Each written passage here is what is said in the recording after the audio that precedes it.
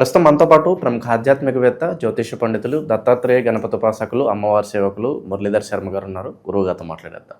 మహాదేవ నమస్కారం గురువు. మహాదేవ శ్రీమాత్రే నమః. గురుగారు, 2026లో మనకి మొదటి సూర్యగ్రహణం ఎప్పుడు ఉండబోతుంది? మరి దీని ఇంపాక్ట్ మన భారతదేశం మీద ఉంటుందా ఉండదా?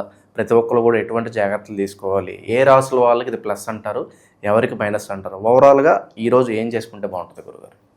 తప్పకుండా ముందుగా ప్రేక్షకులకు ఈ యొక్క మహాశివరాత్రికి సంబంధించి శుభాకాంక్షలు. అదేవిధంగా మహాశివరాత్రి తర్వాత ఏర్పడేటువంటి 17వ తారీఖు ఏర్పడేటువంటి సూర్యగ్రహణము, మరి దీని యొక్క ఇంపాక్ట్ ఏ రాశుల వారికి ఉండబోతూ ఉన్నది, ఎవరికి కాస్త ఇబ్బందికరంగా ఉండబోతోంది అనేటువంటి విషయాలను చర్చించే ముందు మనకు మాత్రము పాక్షికంగా ఉండబోతున్నది అనేటువంటి విషయాన్ని తెలుసుకోండి. ముఖ్యంగా ఇక్కడ చూసుకున్నట్టయితే ఈ సూర్యగ్రహణము అనేటువంటిది సూర్యుడు అది ఎట్లా ఉన్నా మనకు తప్పకుండా కనబడేటువంటి భగవంతుడు కనుక, ముఖ్యంగా అంటార్కిటికా, అదేవిధంగా మనకు చిల్లీ, అదేవిధంగా అర్జెంటీనా, లైక్ ఇంకా చూసుకున్నట్టయితే మనకు సౌత్ ఆఫ్రికా లైక్ అంటే మనకు కనబడటం లేదు. సో మనము ఎలాంటి ఆందోళన చెందాల్సినటువంటి అవసరం లేదు. భారతదేశంలో కనిపించడం లేదు ఈ యొక్క సూర్యగ్రహణము కనుక ఫిబ్రవరి అనేటువంటి 17వ తారీఖు అమావాస్య మాత్రమే ఉన్నది. ఇక ఆగస్టులో కూడా మరొక చంద్రగ్రహణము లైక్ ఉంది. సో దానికి సంబంధించింది అది మరి మనకు ఉందా లేదా అనేది మనం నెక్స్ట్ వీడియోలో తెలుసుకుందాం. అయితే ఇక్కడ ఒక విషయం ఏమిటంటే ఈ 17వ తారీఖు సూర్యభగవానుడు మనకు మకరములో ఉన్నటువంటి సూర్యభగవానుడు కాస్త కుంభంలోకి వెళ్తున్నాడు. మకరంలో ఉన్నటువంటి సూర్యభగవానుడు ఇదే రోజు కుంభరాశిలోకి ప్రవేశించేటువంటి సందర్భంగా మరి కొందరికి ఇబ్బందులు ఉంటవి, కొందరికి మంచి ఫలితాలు కూడా ఉండే సందర్భాలు ఉన్నాయి. సో ఇక్కడ ముఖ్యంగా చూసుకున్నట్టయితే మనకు రాశి ప్రకారంగా మేషరాశి వారికి చాలా బాగుంటుంది, అదేవిధంగా సింహరాశి వారికి బాగుంటుంది, మకర రాశి వారికి బాగుంటుంది, ధనస్సు రాశి వారికి బాగుంటుంది, తులారాశి వారికి కూడా పర్వాలేదు. సో మేషరాశి వారు ఏమిటయ్యా అంటే ఓం శ్రీరామాయ నమః అనే మంత్రాన్ని చదువుకోవాలి. వృషభ రాశి వారు ఓం హ్రీం శ్రీం లక్ష్మీభ్యో నమః అనే మంత్రాన్ని చదువుకోవాలి. మిథున రాశి వారు ఓం నమో భగవతే వాసుదేవాయ నమః. కర్కాటక రాశి వారు ఓం జై శ్రీరామ్ అనే మంత్రం. సింహరాశి వారు ఓం శ్రీరామాయ నమః. కన్యారాశి వారు ఓం హ్రీం శ్రీం లక్ష్మీభ్యో నమః. తులారాశి వారు ఓం నమో భగవతే వాసుదేవాయ నమః. వృశ్చిక రాశి వారు ఓం కాలభైరవాయ నమః. ధనస్సు రాశి వారు ఓం నమో భగవతే వాసుదేవాయ.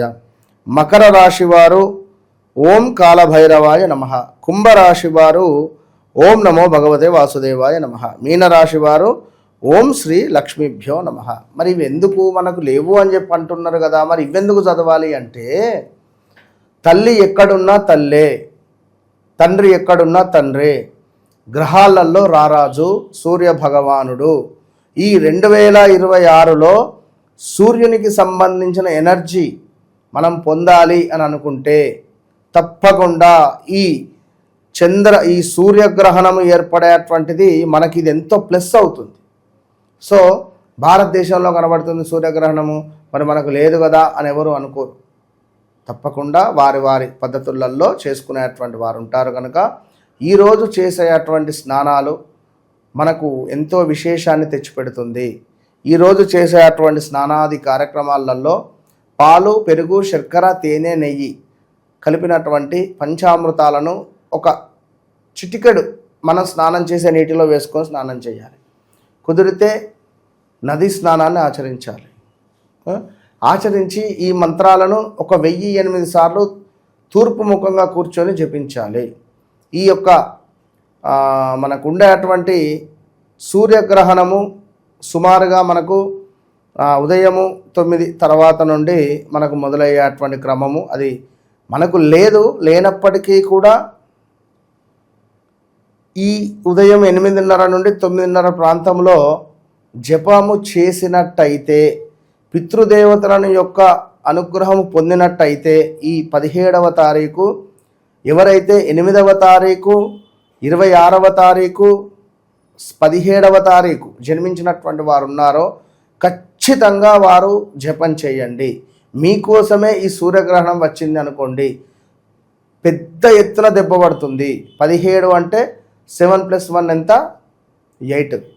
సో సూర్యుని సంఖ్య నెంబర్ 1 కనుక ఎవరైతే సూర్యుని ఆరాధించాలి అని ఇండైరెక్ట్గా 17వ తారీఖు వచ్చింది, అది అమావాస్య రోజు వచ్చింది. ఇది బాగా గమనించుకోండి.